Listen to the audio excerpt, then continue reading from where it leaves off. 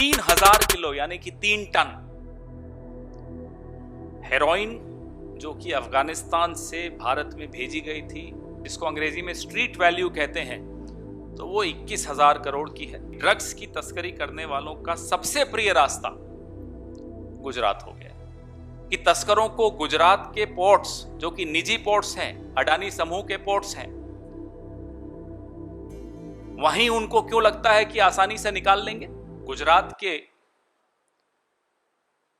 Mundra port पर हिंदुस्तान के इतिहास की सबसे अधिक मात्रा में मादक पदार्थ यानी कि ड्रग्स पकड़े गए।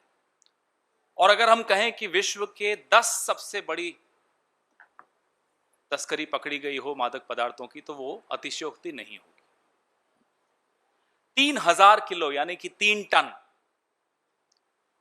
हेरोइन जो कि अफगानिस्तान से भारत में भेजी गई थी, ईरान के बंदरगाह के माध्यम से गुजरात के मुंद्रा पोर्ट पर ये प्राप्त हुई। ये बहुत ही महंगी है। इसकी अगर, जिसको अंग्रेजी में स्ट्रीट वैल्यू कहते हैं, तो वो 21,000 करोड़ की है, आंकी गई है। और अगर हम सरकारी कीमत देखें तो 9,000 करोड़ की। किसी भी मापदंड पे अगर हम इनको इस बात को देखेंगे, संख्या को देखें, कीमत को देखें, तो ये बहुत ज्यादा गंभीर मामला बनता है। गंभीर 2 कारणों से है। न केवल भारत के नौजवानों को, कई पीढ़ियों को नशे में झोंक कर बर्बाद करने की ये साजिश है, वो तो एक सबसे महत्वपूर्ण, सबसे गंभीर मामला है ही, लेकिन इसे बेचकर, भारत में बेचकर, भारत से ही अर्जित पैसे को इस्तेमाल करके भारत में ही आतंकी गतिविधियों को भी इससे फंड किया जाता है, ये पैसा वहां लगाया जाता है। इसलिए बहुत ज्यादा गंभीर मामला है। ड्रग्स की तस्करी करने वालों का सबसे प्रिय रास्ता गुजरात हो गया।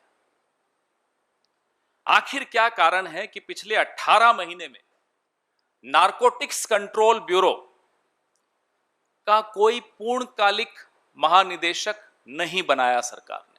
ये सबसे महत्वपूर्ण विभाग है, सबसे महत्वपूर्ण एजेंसी है सरकार की, जो कि मादक पदार्थों पर निगरानी रखती है।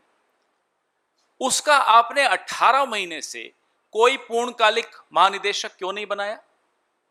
और माफ कीजिएगा, नारकोटिक्स कंट्रोल ब्यूरो को आपने अपनी खुदरा राजनीति का माध्यम बना दिया, रिटेल पॉलिटिक्स। आखिर क्या कारण है कि पिछले 7 वर्षों में सबसे ज्यादा ड्रग्स की तस्करी गुजरात राज्य के रास्ते से हो रही है?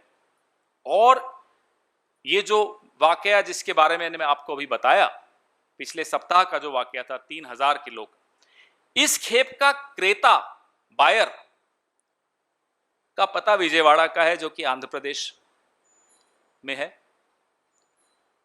वहां भी पोर्ट्स हैं, ओडिशा में भी पोर्ट्स हैं, तमिलनाडु में भी बंदरगाह हैं। गुजरात के बंदरगाह पे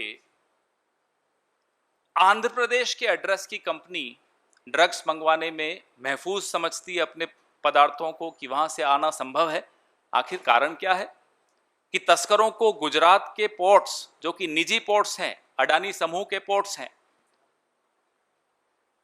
वहीं उनको क्यों लगता है कि आसानी से निकाल लेंगे? यह सवाल बहुत गंभीर सवाल है।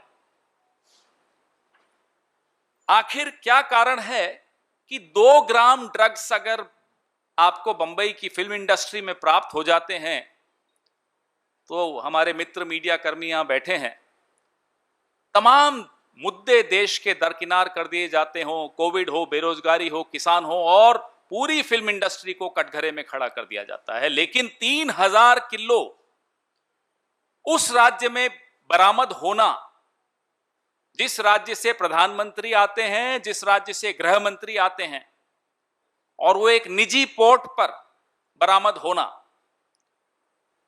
मैंने तो अभी तक कोई डिबेट नहीं सुनी। आप में से किसी ने सुनी हो तो मुझे बताइएगा। ये वही मीडिया, ये वही एजेंसीज, ये वही सरकार 2 ग्राम पे पूरी फिल्म इंडस्ट्री को कटघरे में खड़ा कर देती है, जैसे कि पूरी फिल्म इंडस्ट्री ड्रग एडिक्ट हो गई। यहां चुप्पी क्यों? आखिर क्या कारण है कि यहां सब चुप हैं? ये DRI, directorate of revenue intelligence की एक रूटीन जांच में बरामद हुई। कोई सुनियोजित तमाम एजेंसीज ने मिलकर कोई बरामदगी की हो, पूरे ड्रग सिंडिकेट का भंडाफोड़ किया हो, ऐसा नहीं हुआ। ये एक रूटीन जांच में बरामद हो जाए तो आप सोचिए क्या यह संभव है या नहीं? आप मुझे बताइए कि 10 में से 1 पकड़वा दिया, 9 चले गए। उस गुजरात में आपकी नाक के नीचे अंतर्राष्ट्रीय तस्कर बैठकर स्थापित हो रहे हैं, मादक पदार्थ लाए जा रहे हैं, पूरे देश में फैलाए जा रहे हैं, गुजरात के रास्ते से आ रहे हैं, अडानी के मुंद्रा पोर्ट के रास्ते से आ रहे हैं, उसके माध्यम से आ रहे हैं। आखिर क्या कारण है कि प्रधानमंत्री जो कि गुजरात से आते हैं वो भी चुप हैं, गृह मंत्री जो कि गुजरात से आते हैं वो भी चुप हैं,